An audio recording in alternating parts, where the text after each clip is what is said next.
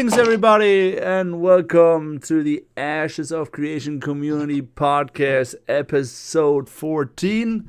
I'm your host, the Big Chick Giant, and today's guests are Melgus and DA. How you doing, guys? Doing well. All right, so let's jump right into it. First question, as always, and I gotta go first with you, Melgus, because it's the first time on the show.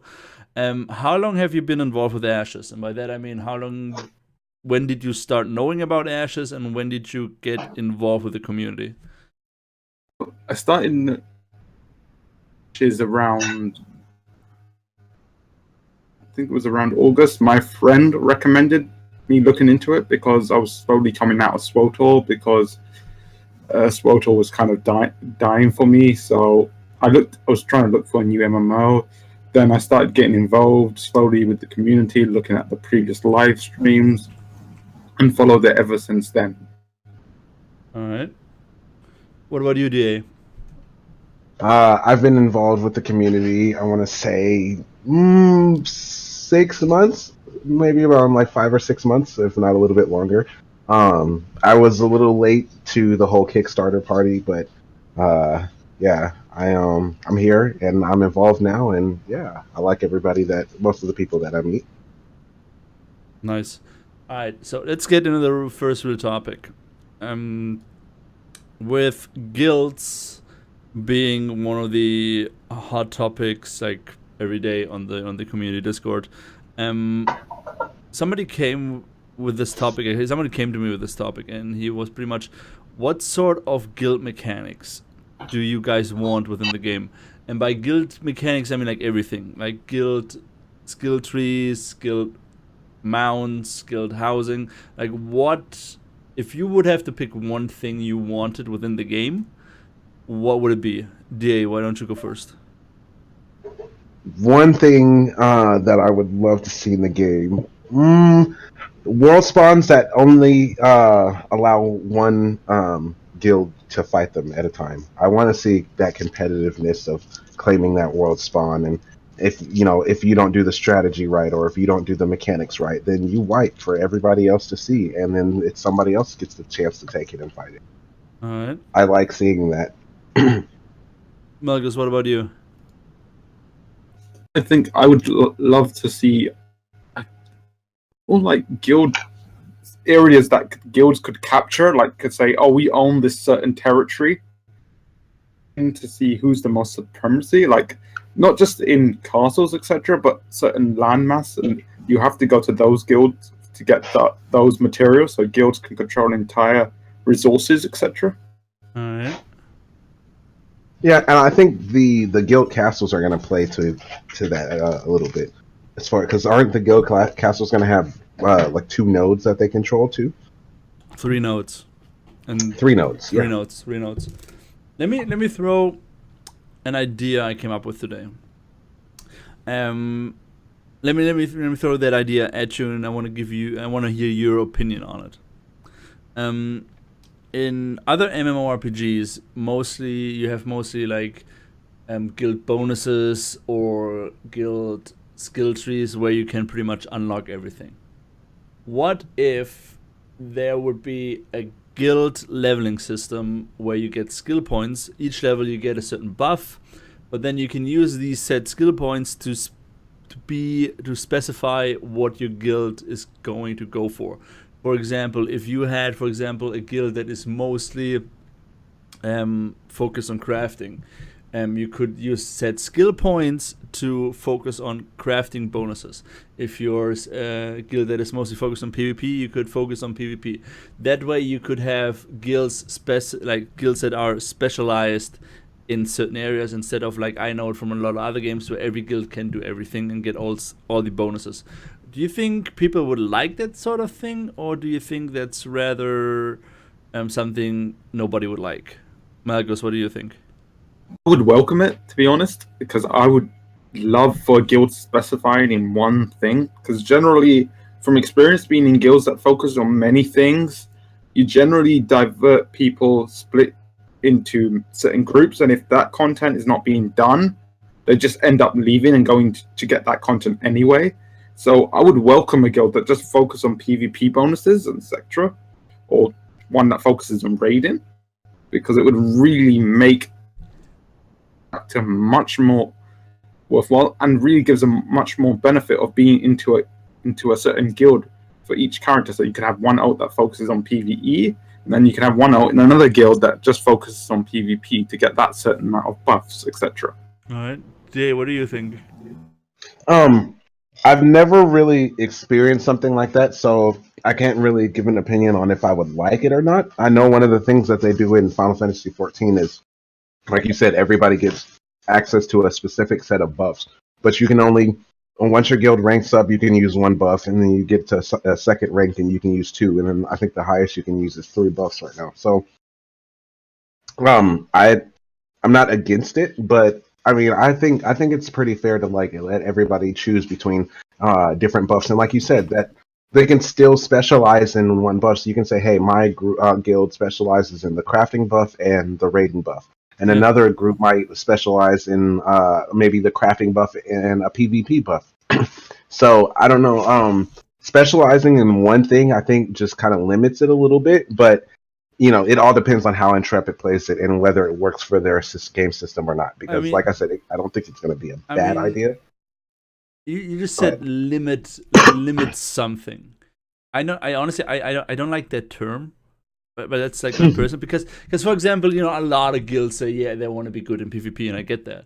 But they should not, in my opinion, if they say they want to be good at PvP, they want to be the best in PvP, then they should do everything to be the best in PvP. That means they should be in a guild that is only focused on PvP, and their guild bonuses should be only aimed for PvP. For example, what I would like to see is, as soon as the naval combat and the naval stuff actually gets unlocked on the servers in the future after the game releases, that you have guilds that only focus on shipbuilding and naval combat. Because that would be a guild where I would immediately join.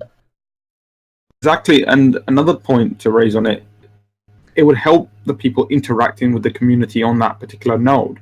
It's like some people who normally do PvE to go into the more PvP aspects of the game, or someone who normally does PvP to go into a more PvE aspect of the game, and you interact with other guilds, which thus increases the community, so more people know each other. That increases where most games have failed in this aspect, because you generally go and do the content, but you don't talk to anyone. Yeah, I agree with you on that point. I just like, what if your guild wants to specialize in multiple things? You know, I mean, I don't see why should that be able. Why should you be able to do that? Isn't one of the major problems we have these days in MMORPGs that everything gets simplified?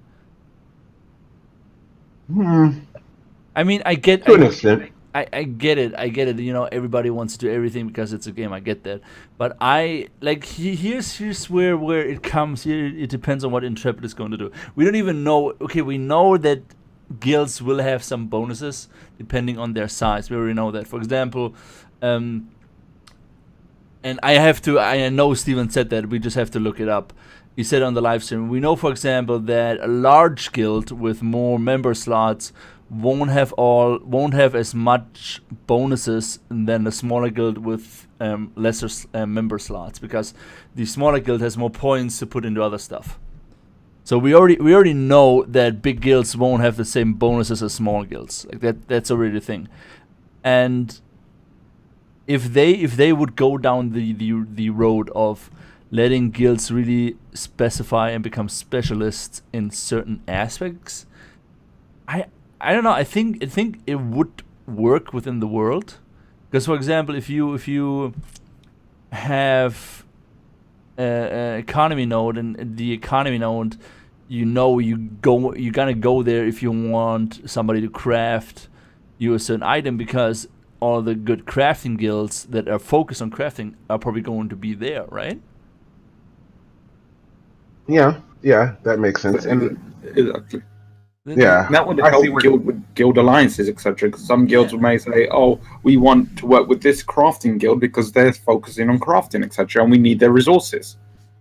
Yeah, And that just creates, like you said, bonds between different guilds and more community aspect. I see what you're saying now. I could see something like that working out. I mean, I also get the other side of the coin is that a lot of people are going to complain is, yeah, but my guild wants to specialize in a lot of things. I mean, because people these days they think this way. They just think this way. It's just, I don't know. I feel like they could do a lot of it with it. I guess we have to wait and see. Are there any other guild mechanics you guys want to see? I want to see a more purpose of those guild halls. I just don't want them to be in a certain area where you can just want more, like you can do more influence towards the node or something. Like it could grant you more XP the higher level that particular guild hall is, and it has to relate to guild quests. Have a whole chain just for guild type quests. All right. Day, anything else? I don't necessarily know. Come on, you've been playing MMOs for the longest time. Yeah, but I've never really had a problem with guilds. I just want them to. I like what they're doing by making it where you have to complete certain objectives to, like, say, rank up your guild, and it's not something that just everybody can do. So I like the idea that you're not just going to have a million guilds with 5 people, and every random Joe who starts on the game is like, hey, I'm going to make my guild. And then you have a whole bunch of these small guilds, and that's really my only pet peeve with guilds in different games. All right. So when it comes to like buffs, I've never really had an issue with that. But I've never played a game where a guild can specialize in, say, a certain thing. It's usually more of a tool of communication, or hey, let's all go raid together, or let's do this event together. What if we rephrase it like? Bands, the more quests they do to increase the buff, etc. So if you want that 5% more DPS during PvP events, you have to kill a certain number of players in the open world, guild quest or something like that, etc. So your guild is working to get those buffs. Yeah, that something like that I would highly like. I would love to see. I would definitely participate in things like that. What about the guild roster? You know how most guilds, you have the guild leader, then the guild leader can assign officers, and the rest is just members, unless he creates special ranks. Do you guys want to see any new mechanics in that regard, or you're just happy with the way most other MMORPGs handle that sort of thing? Well, I think it's going to be a bit different in Ashes because yes, you may have the guild leadership, but it doesn't necessarily mean that the guild leader will be in charge of the particular node or the officers will be on the council. It could be normal members that could be on the actual council, etc. Yes, the guild leader could recommend, please vote for these particular people, or please get these particular people in power. But that's just really for structure. I think in terms of actual Ashes mechanics, it could be just anyone in that guild could be in a leadership position. So it may cause guild drama, saying, oh, this person's not an officer, yet he's in high power inside the node. It all depends on how the internal structures of the guild works. Right. And one thing I want to comment on that, I've talked about this with members of my guild, and one of the things that we plan on doing is like not necessarily just an officer role, but just rotate people within the guild to be node leaders. If your guild runs that node, rotate them in. That way you're not having this conflict of, oh, only he gets a dragon. Well, no, everybody gets a chance to get the no leadership special mount. And if somebody runs it like basically a better campaign, you could set it up different ways depending on which node you control. And excuse me, I have a cold today. Oh, bro, man. But yeah, you could set it up basically how it all depends on which node you control. If it's a tournament style thing, you could have your guild members fight in a tournament style to see who's going to participate in the said tournament. So it all depends on, like you said, Malgus, the structure of your said guild. All right, let's jump to the next topic, which is what were you guys' thoughts on the Alpha Zero live stream that we had a couple days ago? Who wants to go first? I'll let DA go first. I went first on the first. Go first, Malgus. All right, I'm trying to eat. I'm sorry. I loved it. I think the environment looks amazing. I think they've done a great amount of work for what they have so far. Uh, Taking, aside from the, graphical bugs and different things like that that Stephen went through during the cast, it looks amazing. The depth of zone, it looks amazing. Just the different aspects that I, kind of imagine what I want it to be in the game. It looks like they're already starting to build on that. So yeah, I was highly impressed. The graphics and the detail was amazing. I also loved how the questing was really encouraging you to explore the landscape, like go to this certain area, explore, find this certain coordination, etc. And not only that, but the leveling system, how to get skill points, 4 per level. At least that makes the leveling process much more fun and active, because it's like, oh, I don't have to wait 1 full level in order to put 1 skill point in, etc. It's like choose. I mean, Yeah. at this point, I was really surprised that they actually did a live stream, because they are still really early in the developing of the game. So showing that much, I personally think could be a little bit risky, because there are a lot of people that would like interpret it the wrong way and would say, yeah, this game looks like shit. But I also like the fact that they showed it, because it shows a lot of transparency and trust into us as a community. And I have to agree, it looked awesome from what we saw. And of course, you could, if anybody ever worked in game development and knows 1 or 2 things, they know that this is so far away from being even close to being finished, but still, it looked freaking amazing. It looks better than some games that are out at the moment, to be honest. Yeah. I know, man. Oh, I can't talk about NBA. Yeah, I know, and the textures of just the forest and the grass on the live stream looked so amazing, and just like I can only imagine what it would look like on my computer. Like, I think I love that about it. Everything popped, and everything was just like I didn't feel like it was just a small little zone. I felt like that there was so much to explore, and then we didn't even get to see the entire zone in the live stream, and look how much they explored. Yeah. Not only that. Oh, go ahead. No, you finish. You finish. Not only that. One thing that I am a little bit concerned about is just traveling. And when I say traveling by foot, I know there's going to be mounts to increase speed and different things like that. But if the world is as big as I think it's going to be, I don't want to spend too much of my time walking. And that's just kind of one of my fears. I know it's not, some people were like, oh, this game's going to not look as good as they spout it's going to be, because they're just showing like footage in Unreal Engine. No, you've seen the footage on the live stream. It looks freaking amazing, and that's an Alpha 0. So once it's all polished out and everything is done with design, it's going to look even more amazing. So it's only going to get better from here. Exactly. This is just an Alpha 0. Right, exactly. So my only complaints are little small minor things, and that's one of the small things that I am a little fearful of. It's just like I said, I don't want to spend too much time walking. I know that's an aspect of the game, because of the world being spaced out, and they don't want people just fast traveling to different points, and which is completely fine with me. Just don't make me sit there and have to spam the auto run or W key for an hour just to get to another CD or something. I think that's what Steven brought up. Like, they're not doing the BDL mount system where you leave it in a certain stable, because you're spending more time walking to get your mount and then get it out. So that's why he's doing it in ability system. Like, in Sport, for example, you just assign it to a hotkey after once you got it from the stables, then you can just use it wherever you are. But I also like them not, you have to walk, because it immerses yourself, because you might come across an event that may happen on your node, etc.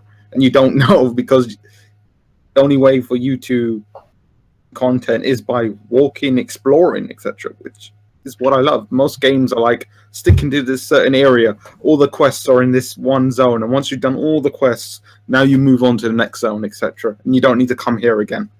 I mean, one of the core aspects of Ashes is going to be you and your node. In most other MMORPGs, you do your leveling by going through different zones with different level caps, like 1 to 10, 10 to 15, 15 to 20. So, like, from what we know is that leveling your character up in questing is gonna be a lot more different than what we are used to, based on where you live with your node, where your node is. So, because you're pretty much leveling up with your node. And so I think I get what you're saying there, but I think at certain points you are going to be spamming the W key for a while because you have to go to the other side of the map for I don't know what reason, for a siege or whatever. So I think at some points it's okay, but I don't think we are going to be running around a lot in the world in general. We're pretty much just gonna be stuck with our node, at least in the beginning. So, but like I said, we cannot talk about it because everybody signed the NDA, but I think at this point it's still too early to actually make a statement. But I get what you're saying. When I watched the live stream, I watched it with my brother, and I want to say this right now. He also mentioned that the game looks really good, but he also threw something at me where I was like, I think he was right about it. When it comes to Ashes, one of the biggest selling points for me are the sieges, are the big scale battles. And with the game looking this good, I know at some point when there are a lot of people in one spot, we are going to have FPS issues. We're going to have lag. So I'm looking forward to seeing how are they resolving this, because sieges is one of the core pillars of this game. But just having a lag fest and FPS drops like left and right is something I'm really not looking forward to. So I'm hoping they will address it in future streams. Because the better the world looks, and you can just take Black Desert as an example. Black Desert till this point, in my personal opinion, isn't optimized at all. It could have done a way better job, in my opinion. But as soon as you get like 50 or to 100, or you're doing the no wars, even like my cousin still plays Black Desert Online. I don't know why, but he still does it. And he has a better machine than I have. And I have a pretty decent machine. I can run most games on high or ultra or whatever. And he even tells me to this day, when he plays Black Desert Online and they do big siege big node wars, 100 versus 100, he still gets FPS drops and lags and server sync issues. So that's like the thing that popped out to me during the Alpha Zero when I watched him with my brother. Because the world looks amazing, but the better it looks, the more issues when it comes to this sort of thing. It's an issue that every MMO faces. It's the lag. If there's too much server lag, it causes people to log out, and that's not what you want. So it'll be interesting. I wouldn't say that. I really wouldn't say that. For example, if you look at games like PlanetSide 2, which is only large-scale fights, you have FPS drops, but you can minimize them if you turn down your graphics. But you do not have any lag issues. You don't have any latency, and you have no rubber banding. They had, and if I compare it to, for example, if we compare it now to World of Warcraft Vanilla, when we did big ass, like, let's call them sieges because we raided like the major cities of the Alliance, 300 to 400 people, crashed the server. Now, easy mode. I remember when SWTOR was coming out, and what was it? It was like you had this one point on Illidan or something that you had to capture, and I had an okay computer at the time. It was good enough to play it. I had an i5 back then, and yeah, it was terrible. Until I upgraded, I couldn't even show up to those events because I'd get there and I'd die because some invisible guy's just hacking me up, and those big PvP battles, they were crazy. Literally, because everyone had to be there for when an event was. Like everyone's there. Like Jeff, you got 100 versus 100 battles because they want those achievements. When my brother brought this topic up, I remembered something Jeff said. Jeff said, "Yeah, we're using the Unreal 4 engine, but we're completely creating the netcode by ourselves. So they're working themselves on the netcode end when it comes to the game. So they're not copying or pasting something; they're creating something themselves. So I hope whoever does it knows what they're doing. Yeah, and another thing I want to touch on is like when those type of events, like there are going to be large scale. So you're going. That's something that you're going to have to account for. And like you said, I hope Intrepid does it right, so we don't have to deal with this large FPS problem, because that's one of the things that I feel like that drives people away from those events. They're just, they go in there and they have just a terrible time because they're like, man, I can't even see anything. I'm just done with it. And I don't want to see that taken away. Yeah. And another thing is you could have like multiple siege events or big scale events happening at the same time. It depends on how they're going to handle it, because one guild like maybe taking down some big dragon, and someone else maybe doing a siege example nearby or something. Who knows? But I mean, that's why we have the testing phases. I mean, they need to test this stuff more than anything, because that's like the selling point of the game for me personally. Yeah, I think one of the things that might help alleviate that is they said there's going to be different things going on through during the siege. It's not going to be everybody attack this castle wall. There's going to be groups breaking off to do different objectives to help complete the siege. So spreading people out in a sense into different groups to do these said mechanics might actually help. I feel like that would help alleviate some of the stress. Yeah. So you're not having 500 people attack one small little gate at the same time, and then you have another 500 people defending that small gate, and they're all just meshing together. All right, let's You jump. also got the NPCs as well, remember? So that's good. Yeah. All right, let's jump to the next topic, which is something similar. What are your thoughts on the class list Steven released in the blog a while back? Because I'm saying right now, some of the names I was really happy to see, like the Warlock. I was really happy to see that. And there were certain names that I was like, are they just lazy or are they not good at this? For example, I think the one name that everyone has a complaint about is the Siren, for example. The Siren and yeah. No, that's not the one I'm talking about. And I'm saying some of these names don't logical sense, but some of them are perfect. But I don't know if they were. I mean, there's this one, and I made a video about this on my YouTube channel. Like and subscribe. I saw it. Yep, I saw it. And it's the Hawkeye name.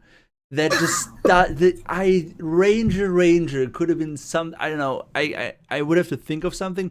But why Hawkeye? There are so many Avenger jokes that I could make right now. Just. But anyway, they need a Hawkeyes for guild drama, isn't it? When there's a civil war. I mean, we have Hunter, we have Scout, I don't know, Forest Strider, I don't know, Nature Caller, I don't know, something. But why Hawkeye? That's like. Do we have Predator? Yeah, we have Predator. Predator is Rogue Ranger. Oh, okay. So what do you guys think, Dave? What did you think of the class list? Honestly, I'm right there with you, buddy. I'm scratching my head because I'm like, so some of them, like you said, really look good. I like different things like the spell sword and the what is it? I'm looking at the list now. The high priest, the assassin, things like that. Some of those, you see your regulars, but then, like you said, you see that siren. And another one that does it for me is the song caller. Like, some of these jobs, my worry is they're not going to have a big enough role in the game to make them, to warrant playing them. And I'm not saying that they won't be effective at, say, PvP, or they won't be effective at, at a certain thing. But for instance, we'll take the summoner fighter, and you get a wild blade.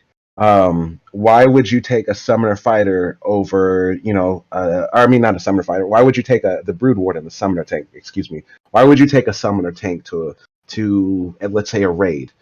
Not saying that brood warden won't be a good class, but just using that example, in what situation do you see yourself you being a summoner and a tank at the same time? And so, like, I can tell you. Go ahead. if PvP works in the way I think it will, you're going to have, and especially I know this strategy in a lot of MMOs is not working anymore, but it always works in MMOs that have large scale fights in the early beginning. It worked in Guild Wars 2. It worked in Black Desert Online, and I was one of the top guilds in Black Desert Online before they did the server merge on the EU side. So I know this for a fact. Is you're going to have classes that are more focused on players that are more focused on CC and sustain than your other class cannons and healers. So I don't know what the summoner does. I don't know. Right, but I can see a summoner. What was it? Summoner tank. I see a brood warden being a little bit more tanky and being able to I don't know, stun a couple people at the same time. I did the same thing with my warrior, and before awakening in early like guild fights, we were like, okay, we have our glass cannons, we have our wizards that are somewhat healing us, but then you have like 20 to 25 guys that are just aimed at being freaking tanks and can just run into a group of 20 and stun half of them without doing any major damage. So I get that some names make sense, but for example, again, summoner, because you just said that summoner fighter is a wild blade, wouldn't be the better name for ranger fighter? I don't know. I think the main thing is, we know there's going to be cookie cutter builds for each spec. You're going to have a cookie cutter for PvP, and you're going to have a cookie cutter for PvE. The question is will be the main ones focused. It's like there's only going to be like 1% that does, maybe even less than that does the other combinations. Do you want Intrepid to actually spend their time trying to, if there's going to be some form balancing, trying to do these other classes that nobody uses? We don't. We want them to focus on content. Yeah, I mean, go ahead. I mean, we have our 8 archetypes, right? Those are the classes. I know everybody. There are some people that think that there's going to be 64 different class types, and the people that I don't want to call anybody out. The people that actually been following the game for a while, they understand that these are just argumentations. Like, for example, there's not going to be a big ass difference between a mage rogue or a mage ranger. There's going to be slight alterations to the skills based on what your subclass is. So, yeah. So I think some of the names are fine. Some of them make sense, but there are just others where I would really like Steven and the team from Intrepid like to, I don't know, think him over, because the one I'm finding funny is the Dreadnought. I like that. Fighter Dreadnought. Yeah. Well, earlier on the spaceship. I mean, it's a fighter. So, fighter tank, I don't know, brawler would have been a good name. I mean, like, yeah, you're gonna, like you said, you would have certain classes for, like, say, crowd control and stunts and different things like that. But what stops you from taking a better class? Like, okay, for instance, let's say you use Brood Warden Summoner tanks for crowd control. Why not just take a fighter tank? A Dreadnought, somebody who's going to be able to tank stuff and do damage. Like, all right, let me answer a question really quick out of chat. 12 players asking, do we have more information about the classes than just the list? I would say no. As far as I know, all we have is the list and the blog post to the list. Sadly, that's all we actually have. The rest, like, it's just us trying to theory craft. To be honest, that's what. It's not true fact yet. Like the thing that a lot of people do right now, they try to theory craft between what a board fighter's argumentations are going to be, and we just don't know the level of depth the argumentations of your subclass have on your main class. I mean, for example, I'm going to play a mage summoner, which is a warlock, so I'm still trying to figure out, okay, what possible summoner skills would make a warlock. A warlock in general always has something to do with curses and demons. So I would either assume that the summoner subclass enhances any damage over time skills, or allows the mage to summon something with certain skills. But Okay, yeah. I think how they may do it is the class thing be either do damage over time buffs, so boost the damage over time, or increase the healing over time, or AoEs. Like 2 categories, either damage or healing over time, or healing AoEs or damage AoEs. That's the 2 things I see them buffing, etc. All right. Let's jump to the next topic. Race of the races. By that, what I mean is, I noticed that some people are posting polls within the community Discord about, what race are you going to play. And as far as I can see, the Tolnars are leading that charge. So what do you guys think the first couple weeks of people creating classes are going to be? Do you think everybody's going to pick a Tolnar? So what do you guys think? What's your gut telling you? I think it's gonna be. Oh dear. Sorry. No, it's okay. That's fine. Yeah, go first. I think people are gonna pick whatever they like picking in other MMOs. I usually it's kind of the same for me. I'm most likely gonna go an elf, but it's not that I don't like. I know. I don't have anything against humans. It's just like I feel like I'm a human in real life. I don't want to see a human all day. You know my points on elves, right? Don't bring up that anime. Just making sure. All right, continue. I'm not really a dwarf person, and what else is there? Dwarves, orcs, humans, elves, Tolnar. Yeah, orcs don't really do it for me. Dwarves. Okay, everybody. Thanks, DA, for joining us for today. I'm also an elf person. I think the reason why I prefer humans and elves is just because of how armor looks on them. When you get that cool looking, especially because I play a lot of tanking classes. So like whenever, for instance, when in 14 I started off as a Taru or whatever the short race, and it's not that I don't have anything against them. I feel like the armor just fits their character physique a little bit better on humans, and it all depends on what class you're playing. Certain armor looks better on dwarves than they do on humans and elves. When you get those like really really long robes, and they're like it looks like you're stretching them out because you have a super tall elf. I don't really care for that too much, but like I said, I think people are just going to play the races that they like, or they might experiment. All right, Melgus, what do you think? I think that there's going to be 2 camps. There's going to be the casual role players that will play the race and the class and don't care about the stat buffs. They're just going to play it for the fun of it.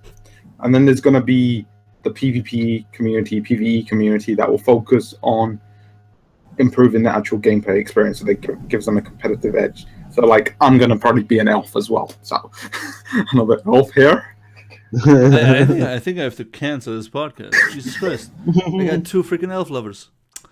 All right, let me say this because you just brought this up, the whole competitive aspect, and I think we know. Like I said, I'm not saying this is confirmed. I'm just saying this out of the back of my head because we know a lot of things, and I do not know if everything I think I know is confirmed or not.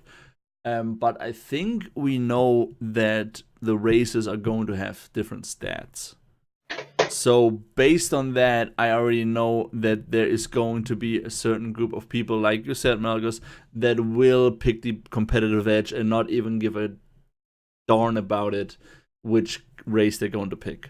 Because, for example, we know that all the races we have so far, they have 2 aspects of them. For example, the orcs, which I'm going to pick because orcs are awesome. They have, on the one side, they have your normal orc who is a warrior type, sort of, I will break you. On the other side, you have the Vec, which are more the mystic ones, which are probably going to be, like casters and whatever. And if you look at all the classes, you have 2 different types of parties. One is more melee, one more the other one is more mystic. So I think Intrepid tries to get around the whole, if you want to play a tank, you have to play that race. I think them having 2 parties to each race is their way to getting around that whole stereotype. Yes. Which And I do like that they do that, because one of my main things that they had the racial stat bonuses in Final Fantasy XI, and that was one of the huge turnoffs to playing different classes. Like, I like a mage class, but I'm already an elf. I'm a Galka, and my intelligence isn't high, so I'm just gonna do shitty damage versus Taru, who's over here doing like twice my damage just because of his race. And I think, like you said, adding that opposite side of the race that's better spec for different classes, I really do like that. And yeah, Reminds me of Vanilla WoW, when WoW had their own race buffs, which encouraged more people to do that certain race, etc. I have to say for myself, because we saw some screenshots on their orc designs, which I personally did not like, and I know this is my own fault because I played World of Warcraft for over 12 years, and I'm just used to a certain type of orc. Orc needs to look a certain way. I get that. Don't flame me, chat. Don't flame me. Okay. So I might, depending on how the Tulnar look, I might go Tulnar, because I also like the Chars, which I think are really close to Tulnars when it comes to stature. So I might go Tulnar. I don't know yet. Maybe the orcs are going to look like orcs, but from what I saw, they look just like a little bit more buffed elves, which is a no-go for me. It depends on the customization, how detailed it's going to be. All right, let's jump to the next topic, because we're actually running a little bit late. Next topic is a long one, and that one is straight out of the question application that I post around. All right, let me read this out loud. What would you like to see Intrepid do to make the alt leveling process easier in areas with well-established communities? So, to simplify this question, is what do you guys think would be a good idea to allow low-level characters to level up within metropolises? We know that metropolises, or zones around a metropolis, depend on the zones around a node. We know that the monsters within the node zone vary the level varies depending on the level of the node. For example, level 1 node is only gonna have monsters to level 10 around it, and so on, and it grows to like max level in metropolis. So what other systems or mechanics do you think would be cool to help people that are coming fresh into the game and that are settled at the metropolis to level up? Or what do you think what other mechanics there are to help people level up in already established communities? I personally think that they should have certain quests that are highlighted for that new player. So they're like some quests that focuses on exploring the environment, learning the mechanics of the game, doing basic combat, etc. Have them as like some of the core quests. So then stuff that is like for more as they level up, like crafting, etc. When they start going to the more advanced mechanics, have that as a different color, so that the people can start type of quest they have to do first just to get into it, and once they got into it, they know their place in the world, etc. All right, DA.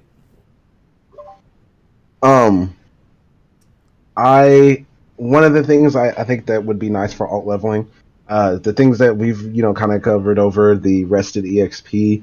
I don't want to see alt leveling something that can be rushed, and the reason I say that is because I've played so many games where people just speed through the alts because with all the leveling buffs and different things like that, and they don't take time to actually learn the class. And I just feel like that can hinder the learning experience just a little bit. But for when it comes to just leveling on alt, I feel like one of the things that would make it easier is let's say you can transfer gil between accounts, or not necessarily your account, like send gear to your mule. So if you have you get you're playing a fighter, and then you make a new account for a mage. All the mage gear that you have on your fighter, I think you should be able to just pull it over to your your mage, and be able to use that. So once you do reach those levels, you're not spending as much time gearing up your class and trying to obtain gear so you can do the strikes or the raids or whatever events you may be trying to do. You don't have to spend as much time going over the same content that you've already killed before. What about some sort of mentor program?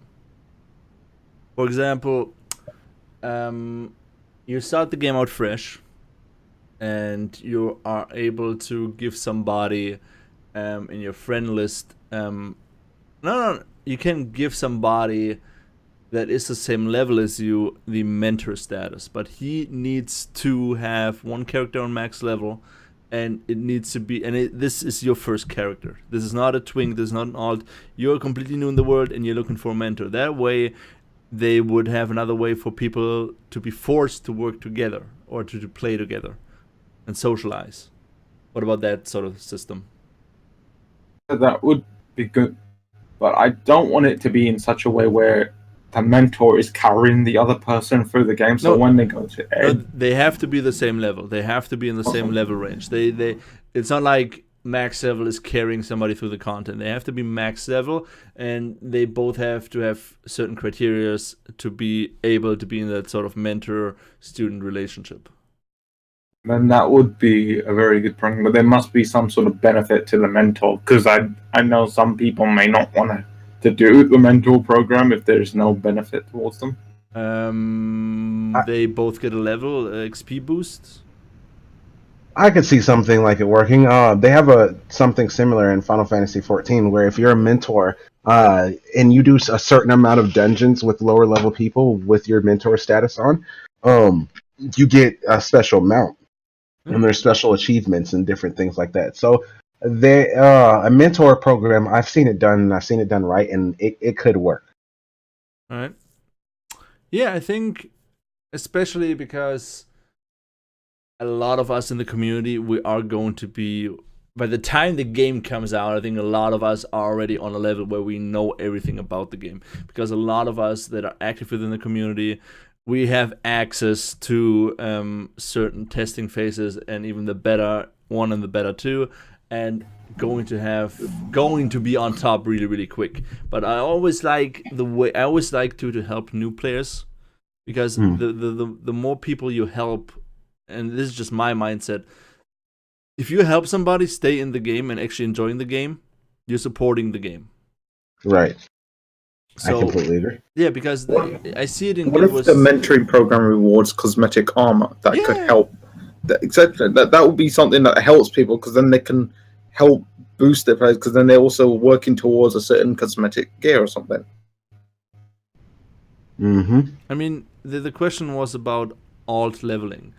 And I feel another system that I never saw in a game, what I always liked was, let's say you start out with your main character. There is no XP boost, nothing. You do it the old-fashioned way. You go questing and you actually play. Then on your next character, because it's a secondary, you get a 5% XP boost or 2% XP boost. On your third one, it's 4. On your fourth one, it's 6. And it adds up depending on how many max level alts you have. What do you guys think about that? It is good, but I don't want it to be abused. If you got someone who's using macros, etc., to level a certain amount of characters, etc., that is a good incentive. Yeah, I could see that being abused, but at the same time, how would it be abused? If there's a cap or nothing, isn't it? If it keeps getting up to like 2%, what's the point of doing the main? You just carry a main, and then like you do the side, like you could just keep having ults and etc. And you keep creating the same class, so you can keep doing the gear system for that one particular class, and then you can do the raid like 8 times, and you can. Oh, I gotcha. Yeah, I guess, but I could still do that without the XP boost. Yeah, it all depends on how they do it, really. I don't see that being too much of a problem. But again, my response is a little biased, because I am not really fond of the whole like one class per character thing, but I've just been spoiled for years in Yeah, games that let you change classes. So. Alright. And also, the thing is, from Ashes of Creation, it doesn't look like something that focuses on ult. Essentially, it's like focusing on your main character. Yeah, I'm pretty sure I'll be focusing a lot of my time on my main. Alright, let's jump to the last topic of the night. Which is, because, you know, the year's almost over, which is, what do we want for 2018? What do we want? Jay, what do you want what do you want next year? What do you want from Intrepid? What do you want from the community? What are your hopes? What are your wishes? I want Alpha 1 to start so that I just want Alpha 1 to start. I'm not trying to rush anything. I just wish that I had a time machine and could go, you know, in the future and already start playing. But yeah, I would like to see Alpha 1 come out this year. Just so we have something to like sink our teeth in. Well, isn't Alpha 1 scheduled for Q4? Yes. So you just want it sooner? I just want it sooner, baby. Alright, gotcha. What about you, Malgus? I want to see sieges and raid content. I want to see that. I want to see what raid and siege content looks like, testing, etc. It would be nice to get another node video, and I know Steven said after Christmas, but I do want to see how the militaristic and divine nodes. I want to get some more information on. I think there are little things I would like to get a little bit more information on. It's the subclasses. I want to see more detail on the impact of subclasses. Right. Even if it's just a rough idea of what they have in mind. You know, you don't have to show us something 64. Just show us one example. Show us one example what it would be. All right. Crafting info. Yeah, Summer said crafting info. That's actually one thing that I want to see, because I know I have some people even in my guild who are interested in the game, and you know, they're not too, you know, they're all for PvE and PvP things, but their whole thing is crafting, and I think that's something that they're kind of looking forward to. All right. Well, I agree. I agree on the raid and siege information, because you know those are still my main selling points for the game. But one thing, and this is more related towards the community, and I don't know why, but I feel like the last couple months, we ate a lot of popcorn. Yeah. Yes. Yeah. I'm talking about popcorn situations. And for those of you who don't know what I mean by popcorn situation, it is pretty much drama within the community that is unnecessary, in my opinion. So what I like to do is try to go back to the way the community was like early this year. Like I joined mid-January, and all we did all day when I came on the Discord is talk about Ashes of Creation. Like talk about like we do every 2 weeks, like you guys do every week on the live cast DA. And I feel like I don't know what it is. I think it's a lack of actually content to talk about or something, but I don't think so, because we gotten a lot of information the last couple of weeks, but there is still a lot of popcorn going around. So I just hope that next year, you know, with new people coming in, that we are going to have on the Discord, and then we can talk with them and get their opinions, etc. Because all I see is generally a rough amount of the same amount of people, maybe a couple of new faces here and there, just encouraging more people to come on the voice chat, etc. Yes. I could talk about Ashes related stuff like all day when I can, when I have free time. Yeah. I want to kind of go back to that.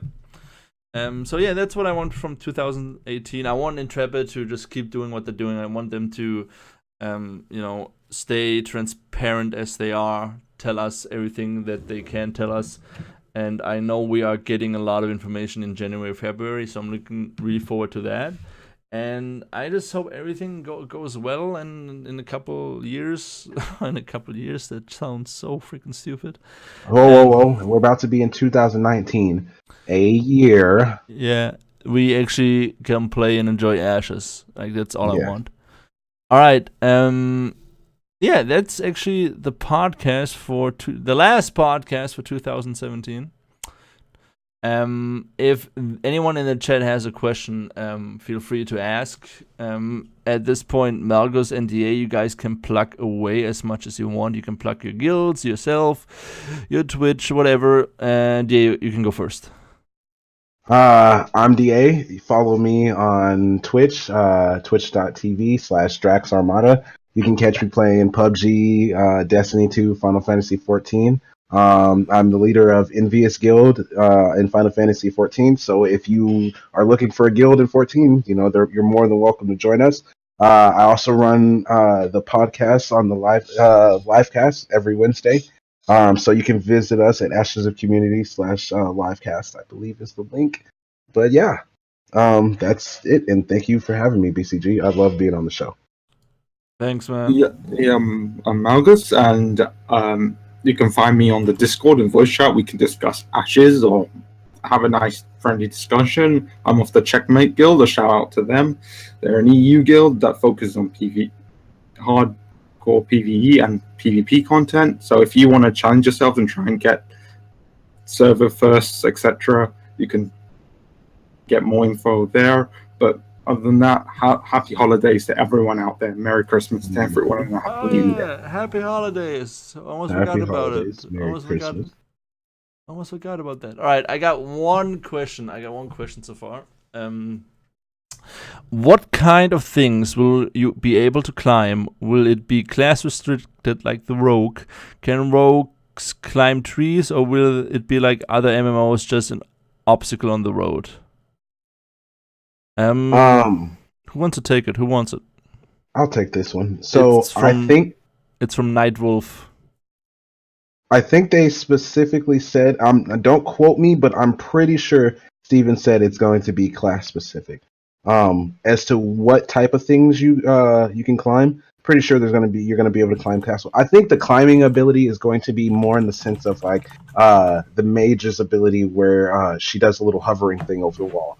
You know how the mage puts a little orb around her and she can, levitate. I think it's going to be an ability such as that. So it's not necessarily something groundbreaking or like too OP, but at the same time it's just a perk for playing that class. Well, and every class will have its own perk. One of the things that I would love to see that used in a combat sense.